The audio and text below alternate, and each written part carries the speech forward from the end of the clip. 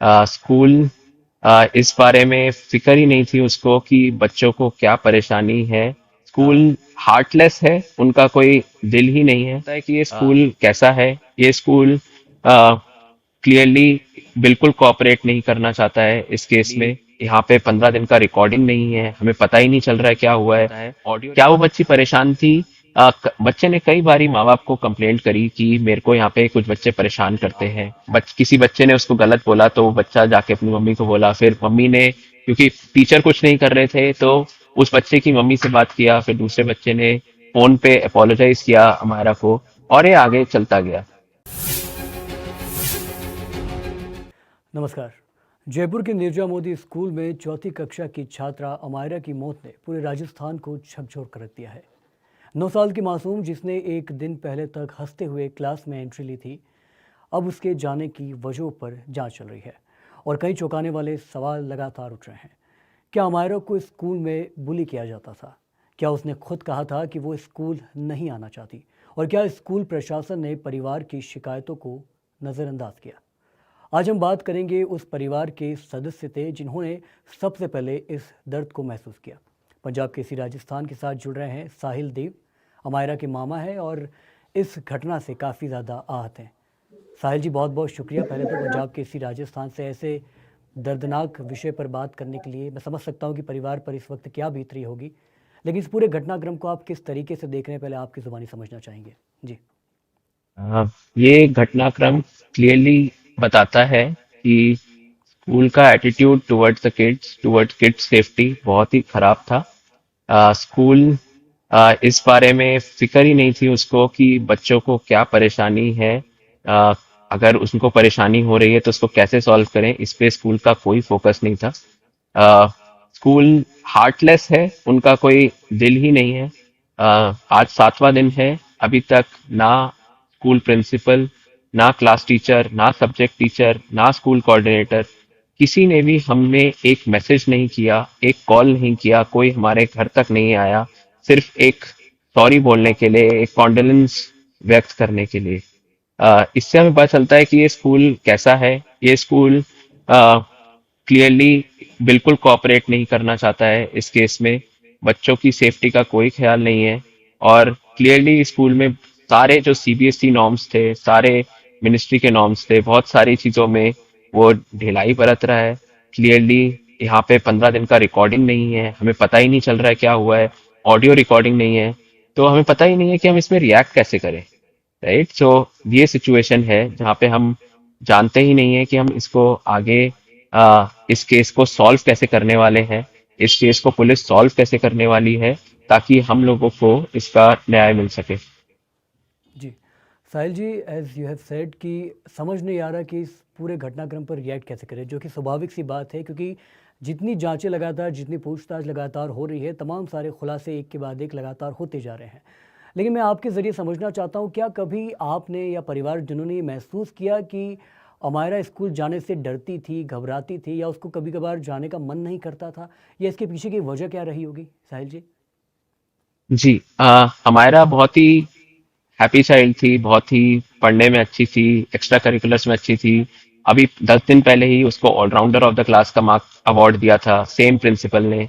पिछले साल भी उसको एक अवार्ड मिला था, उससे पिछले साल भी उसको स्कूल में सम्मानित किया गया था। सो मल्टीपल टाइम्स बच्चे को स्कूल रिकॉग्नाइज कर रहा है कि वो अच्छा बच्चा है।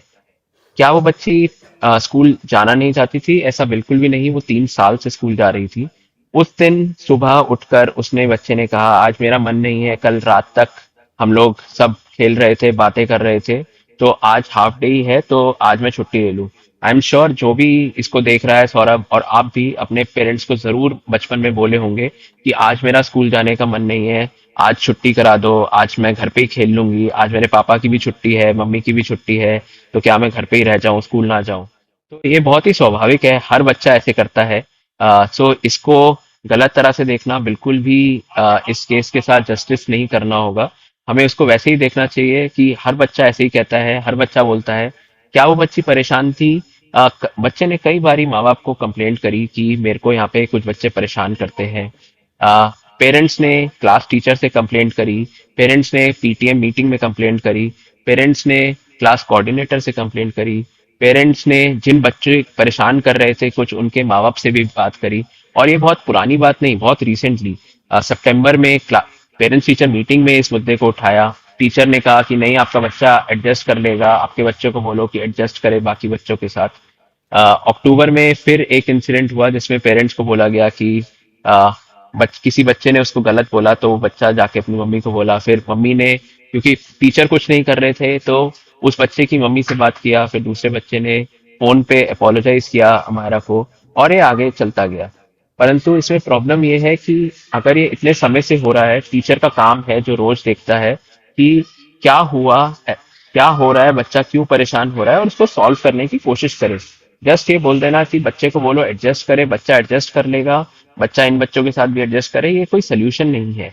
और यही चीज हमें उस दिन के वीडियो फुटेज में भी दिखी, जो अभी तक मीडिया को रिलीज नहीं की गई है, जिसमें बच्चा 3 से 4 बारी टीचर के पास जा रहा है और उनको कुछ बोलता है और वापस आके सीट पे बैठ जाता है। ये नहीं कि दिन भर में हुआ, ये पिछले 1 घंटे में हुआ, बिफोर द इंसिडेंट।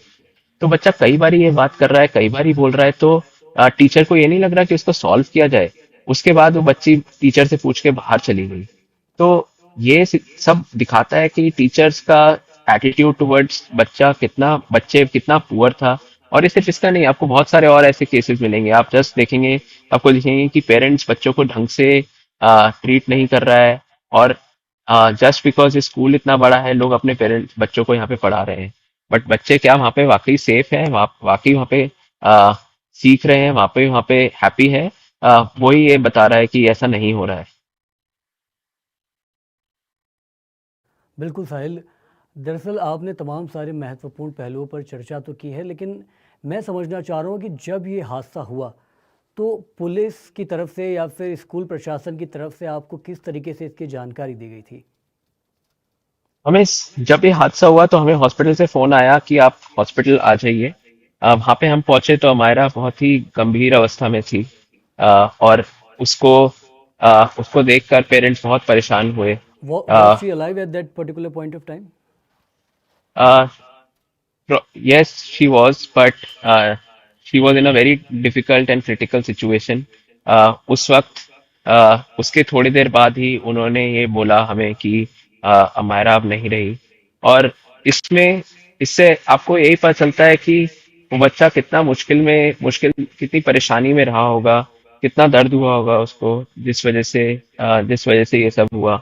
और हम यही चाहते हैं कि का सही से जांच हो। आज 7 दिन हो गए हैं, मगर 7 दिन में भी हमारी जांच में वहीं पे है जहाँ पे हम डे 1 पे थे।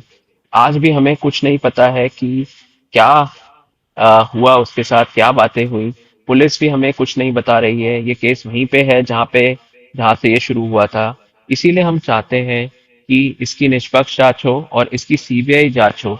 7 दिनों में अगर इस केस में प्रोग्रेस नहीं है, 7 दिनों में पुलिस ने खुद एडमिट किया कि उन्होंने क्राइम सीन को धो दिया, उन्होंने उस जगह को धो दिया। ये डिस्ट्रॉइंग ऑफ एविडेंस है, जो एक पनिशेबल ऑफेंस है। उसके अगेंस्ट भी कंप्लेंट अभी तक दर्ज नहीं हुई है। तो हमें पता ही नहीं कि हमें इंसाफ एक्चुअली मिलेगा कैसे और कब मिलेगा। या क्या ये भी एक वो 1 लाख 10 लाख केसेस में हो जाएगा जो हमारे कोर्ट्स में है और वो पेंडिंग चल रहे हैं सालों साल। हमें नहीं लगता ये होना चाहिए। इसीलिए हम आपसे सबसे रिक्वेस्ट करते हैं, हम चीफ मिनिस्टर ऑफ राजस्थान, हम एजुकेशन मिनिस्टर, हम child welfare minister of the country से रिक्वेस्ट करते हैं कि प्लीज हमको हेल्प करिए, इस केस की सीबीआई निष्पक्ष जांच कराइए और इस केस को जल्दी से जल्दी सॉल्व करिए। बिल्कुल साहिल जी, पंजाब केसरी राजस्थान भी निश्चित तौर पे लगातार इस पूरे मुद्दे पर तफसील से बात कर रहा है, जैसे आपसे हमने की वैसे तमाम सारे जो इस पे जिम्मेदार है उनसे सवाल करने का लगातार प्रयास कर रहा है। लेकिन just for the sake of this case I just want to understand कि स्कूल प्रशासन की तरफ से और परिवारजन की तरफ से क्या कोई वक्तव्य हुआ, कोई कम्युनिकेशन हुआ आपस में, किसी तरीके की बातचीत हुई हो अगर? नहीं, जैसे कि हमने आपको बताया कि जब से ये केस हुआ है तब से हमने 7 दिन हो गए हैं, ना स्कूल की प्रिंसिपल इंदू मैम, ना क्लास टीचर पुनीता मैम, ना कोऑर्डिनेटर मैडम, ना कोई भी सब्जेक्ट टीचर, कोई भी हमसे बात नहीं करने आया है। ये दर्शाता है कि वो कितने निर्दय निर्दयी हैं। उनके मन में इसका शायद कोई फर्क ही नहीं पड़ा उन लोगों को कि वो एक मैसेज नहीं कर पाए, वो हमें फोन नहीं कर पाए, वो हम हमारे से मिलने नहीं आ पाए। क्या इतना मुश्किल था ये सब करना? अगर सबको लगता है कि कुछ गलत हुआ है, एक छोटे बच्चे की जान गई है, तो कम से कम ये तो फैमिली का एक कॉन्डोलेंस मैसेज भेजना, उससे उससे कम तो आप किसी के लिए क्या कर सकते हैं? तो ये सब भी नहीं करना, क्राइम क्राइम सीन को ऐसे क्लीन कर देना, तो कॉपरेट साहिल जी, नहीं करना। आपकी तरफ से कोई प्रयास किया गया स्कूल प्रशासन से बात करने के लिए? नहीं, बिल्कुल नहीं। हमें लगता है कि इस सिचुएशन में, अगर जब फैमिली इतने शॉक में है, इतने सदमे में है, ये रिस्पॉन्सिबिलिटी है, मोरल रिस्पॉन्सिबिलिटी है, जॉब रिस्पॉन्सिबिलिटी है, कोर रिस्पॉन्सिबिलिटी है कि पेरेंट्स से बात करिए, पेरेंट्स से एटलीस्ट फैमिली से आके मिलिए। हाँ, तो वो भी नहीं हुआ है। तो हमें नहीं लगता ये हमें करना चाहिए। हम उस दिन से पूछ रहे हैं कि हमें सीसीटीवी, और हमने कोशिश करी उनसे मांगने की कि हमें सीसीटीवी फुटेज दे दीजिए कि क्या हुआ, हम देखना चाहते हैं। हमें वो नहीं मिला है। हमें ये भी नहीं पता है कि वहां पे बात क्या हुई। जो भी हमें पता चल रहा है वो सब ऐसे ही सूत्रों से पता चल रहा है, जो सही नहीं है। अगर आ, अगर ये बच्चे की डेथ हुई है, बच्चे के साथ ऐसा हुआ है, ये पेरेंट्स का राइट है कि उनको समझ में आए कि क्या हुआ उनके बच्चे के साथ, क्या ऐसा हो गया कि बच्चा इतना परेशान हुआ। और उसी के लिए हम मांग कर रहे हैं, उसी लिए हम रिक्वेस्ट कर रहे हैं। बट हमें उसमें कोई हमारी सुनवाई नहीं है। हम चाहते हैं कि इसकी निष्पक्ष सीबीआई जांच हो। ये स्कूल एक बहुत बड़ा स्कूल है राजस्थान का। ये इसमें 5,000 बच्चे पढ़ते हैं। स्कूल की मल्टीपल ब्रांचेस हैं, स्कूल की और भी इंस्टीट्यूशंस हैं। और ये स्कूल के जो फाउंडर्स हैं, ये पॉलिटिकली कनेक्टेड ग्रुप है, सबको ये पता है, राइट? तो हम चाहते हैं कि एटलीस्ट इसकी निष्पक्ष जांच हो। वरना ये जांच 7 दिन हो गए हैं, कुछ भी नहीं हुआ है, और शायद और भी होता रहे और कुछ भी नहीं होगा। तो यही हमारी रिक्वेस्ट है सबसे कि प्लीज हाथ जोड़ के हमारी रिक्वेस्ट है कि कृपया करके हमारी हेल्प करिए, हमें सपोर्ट करिए, ताकि गवर्नमेंट इसकी निष्पक्ष जांच कराए, गवर्नमेंट इसकी जांच सीबीआई से कराए, और हमें एक्चुअली कुछ इसमें सोल्यूशन मिल सके। जी, थैंक यू साहिल जी, पंजाब केसरी राजस्थान से जुड़ने के लिए। पंजाब केसरी आपको ये भरोसा दिलाता है कि इस मुश्किल वक्त में, इस मुश्किल घड़ी में लगातार पंजाब केसरी आपके साथ बना हुआ है, और न सिर्फ इतना बल्कि तमाम पहलुओं पर तफसील से बात करके इस पूरे मुद्दे को तह तक जाने में लगातार कोशिश कर रहे हैं। Thank you for joining Punjab Kesari.